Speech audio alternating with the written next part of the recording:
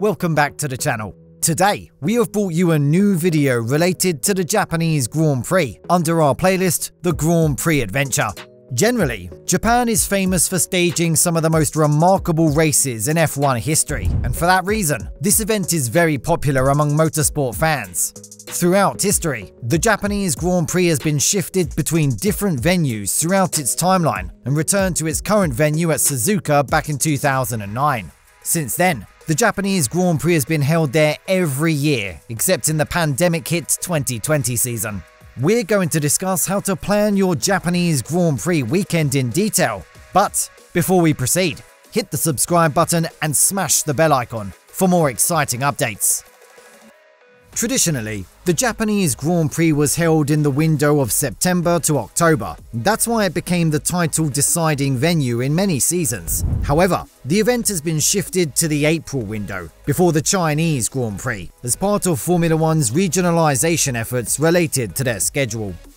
During its peak stage of popularity, there was a huge competition between the fans to reserve a ticket for the Japanese Grand Prix. During the 1990 edition, 3 million fans entered a draw to win a ticket, as there was only 120,000 tickets available. Currently, there are no such draws held, and fans can buy their tickets through the internet. However, all advanced tickets come as 3-day tickets, and their prices start from €120. Generally, it's accepted that Suzuka offers real value for the money that you spend on tickets, with the great racing experience and facilities that it offers. Because of its huge popularity, all the 3-day tickets are normally sold out in advance, and it's better to buy tickets early if you wish to attend this great motorsport event. There is a special feature called Free Friday. This allows spectators to sit in any grandstand they wish on the first day of the Grand Prix weekend, but for the next 2 days, seats are numbered and reserved. There are 4 sets of grandstand varieties depending on their positions in the circuit. They are labelled as B, Q, D and C. Normally, bleacher-style seats without backrests are available in most of the grandstands, and it's better to bring a cushion.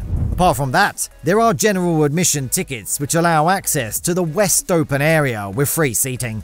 Discounted children's tickets are available for little fans between ages 3 and 12, but you can't buy them in advance. Out of the different viewing areas in the circuit, the main grandstand offers the best view and facilities of the circuit, even though it's expensive. There are a variety of ticketing options to select at Suzuka that suit your budget. Generally, intercontinental flights land at Tokyo's Narita Airport or Osaka's Kansai Airport. From there, you can use a local flight service to reach Nagoya. Also know, you can use high-speed Shinkansen trains to reach Nagoya from both those cities as well.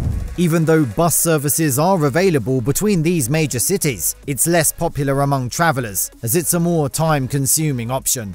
Suzuka is a more industrialized city, and you may find a confusing number of trains to reach Suzuka in the train schedule. But if it's not an easy task to choose the right train to reach the circuit, you can get the help of ticket staff at the train station to find the correct train. As Suzuka is located far away from the surrounding major cities, careful planning is essential to avoid any logistic issues. Everyone prefers to stay closer to the circuit. Unfortunately, there are only a limited number of hotels available closer to Suzuka, and most of them are booked early by F1 teams and Formula One officials. And on the other hand, there's not a wide range of accommodation options available closer to the circuit, and you will surely face a problem adjusting your budget. Our recommendation is to stay in Nagoya, which is the closest city to the circuit. Nagoya is located 70 kilometers away from the circuit, and normally, a train ride takes 60 to 90 minutes, and it costs only $10. There are plenty of hotels available there, providing a wide range of options that fit with different budget plans. Apart from that, Osaka also comes as a good option, but you will have to spend extra time to reach the circuit, as the train ride is normally 2 to 2.5 hours long. 8 gates are positioned around the circuit to provide access, and you will need to identify the closest entrance to the area that you have reserved before reaching there. Otherwise, you'll have to take a long walk around 3 kilometers inside the circuit to reach your grandstand.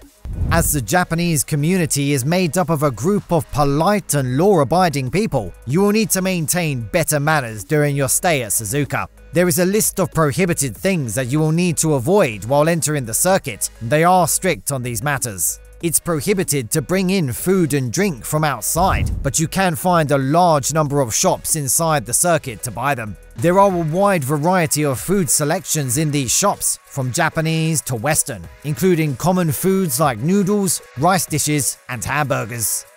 You can buy soft drinks and beer as well, but you don't need to spend money on drinking water, as free refill stations are located around the circuit. According to past visitors, the best food choices are found behind the main entrance. When there is no on-track action, you can visit the iconic Ferris wheel located at Suzuka, and it can be highlighted as a must-do activity in your visit to this Grand Prix event. However, free rides are allowed only for 3-day ticket holders. Apart from that, you can visit the GP Square area behind the main grandstand, which is full of food, drink, and merchandise. Live concerts and F1 driver appearances are regularly happening in that area, offering a great trackside experience to Formula 1 fans.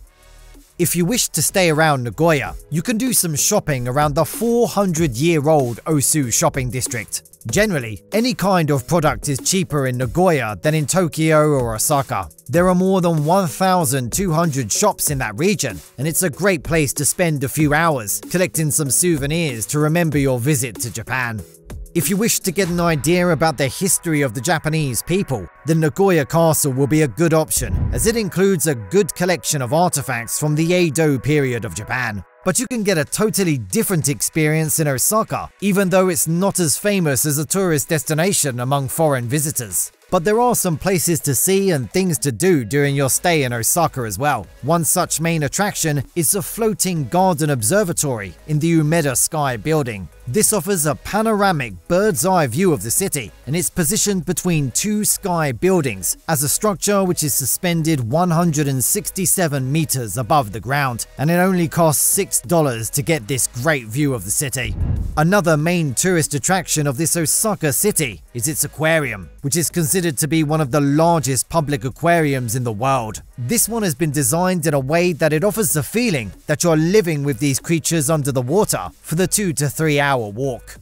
However, there are a lot of places to visit if you are on an extended holiday in Japan. You can visit the technological hubs like Toyota, Kyoto, and Hokkaido, which are full of tourist destinations. So, we have covered the most essential things that you need to know before your visit to Japan. Compared to what you do in other countries, you need to behave politely, strictly following the rules and regulations, as Japanese people don't take any excuses from the people who damage the ordinary flow of their society. Other than that, there are no restrictions, and you can have a great Formula 1 racing experience there. Thank you for watching the video. If you enjoyed the video, subscribe to the channel to get more exciting Formula 1 news. See you in the next video, guys. Goodbye.